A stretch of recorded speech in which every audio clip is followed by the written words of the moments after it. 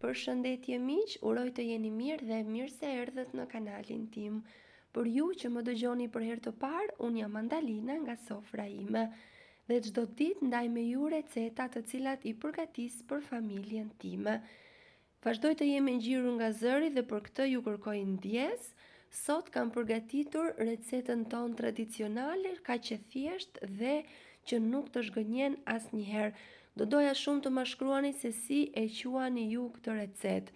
Pispili, laknur, lakror, sido që ta quani, fillojmë pa humbur kohë që të ndaj mënyrën se si e kam përgatitur sot. Kam përdorur 3 deri në 4 presh që ishin mesatar, i kam larë shumë mirë dhe i kam prerë holl, kështu si po shihni në video. Pasi i kam prerë, i kam vendosur në tigan, kam shtuar vaj ulliri dhe i kam skuqur. Ju mund t'i skuqni pak, por unë i kam skuqur pak më shumë se ç'duhet, pasi në familjen time i preferojnë shumë kështu. Gjithsesi, gjatë skuqjes i përzihem vazhdimisht në mënyrë që të mos na digjen. Ja kaq i kam skuqur unë, i kam gati dhe i kam lënë me një anë. Ndërkohë filloj me pjesën tjetër. Në një enë kam shtuar 600 gram miell misri, 100 gram miell gruri, nëse dëshironi mund mos e shtoni, por për mendimin tim e lidh shumë mirë masën.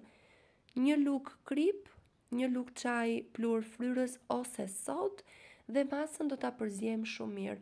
Kjo është shumë e rëndësishme, pasi përbërësi duhet të lidhen mirë, pasi pas pjekjes, si pluhuri fryrës, ashtu edhe soda, nëse qëndron i papërzier shumë mirë me mielin, jep një shije jo të këndshme dhe vjen pak si e hidhur. Prandaj përgatiteni në këtë mënyrë dhe nuk do keni as pak shije të pakëndshme.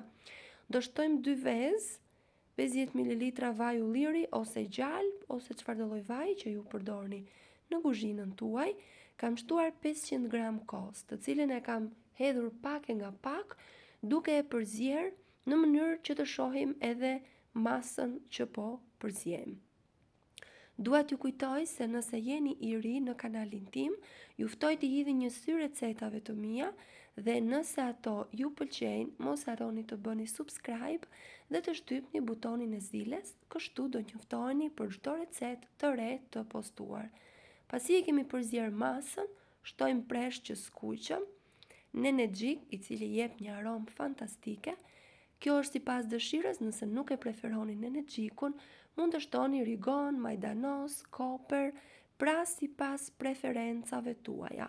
E grima të holl, unë kam shtuar edhe 150 gram djath të bardh, i cili e bën shumë të mirë dhe shumë të shijshme. Dhe pasi i kemi shtuar të gjithë përbërësit, do ta përziejmë shumë mirë derisa të na formohet një masë e një trajtshme. Nuk dua të harroj pa thënë se është kënaqësi për mua të mësoj se nga cili vend i Shqipërisë apo i botës më ndiqni. Nëse keni dëshirë, mund të më shkruani në koment. Masën e kemi gati, tavën e lyej me vaj, mund ta lyeni me gjalp, shumë mirë në të gjitha anët dhe do vendosim masën që përgatitëm. Ne nga Belshi e quajmë laknur me miell misri dhe me presh. Do doja të më shkruani se si quhet në zonën tuaj. E hapi mirë në të gjithë hapësirën e tavës dhe në sipërfaqe unë kam shtuar vaj ulliri dhe pak gjalp. Nëse dëshironi ta shmangni yndyrën, mund ta shmangni edhe gjalpin, por i jep shumë shije, prandaj unë e vendos gjithmonë kur e përgatis këtë recetë. Furrën ndërkohë e kemi ndezur në mënyrë që të ngrohet dhe në furrë të parangrohur e pjekim në 200 gradë për rreth 40-45 minuta. Pjekja, keni parasysh gjithmonë, shumë e rëndësishme kjo, varet nga soba që ju keni. E vendosim në furrë, këtu është duke u pjekur, ajo aroma që lëshon të kur hapa sobën, nuk di çfarë të them. Mua më kujton fëmijërinë dhe atë kohën kur kemi qenë të gjithë në shtëpi me gjyshër dhe ishte tava që na mblidhte të gjithëve në sofër dhe konsumonim me kos shtëpie dhe o zot sa shijonte dhe sa e mirë që ishte.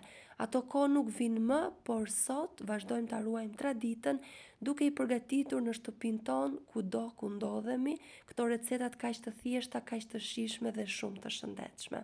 Si ju duket si recetë, nëse ju pëlqeu kjo video, për të më mbështetur mos harroni të bëni like dhe të lini përshtypjen tuaj në koment. Unë ju falenderoj nga zemra që më ndiqni, dëgjohemi në recetën e radhës. Faleminderit.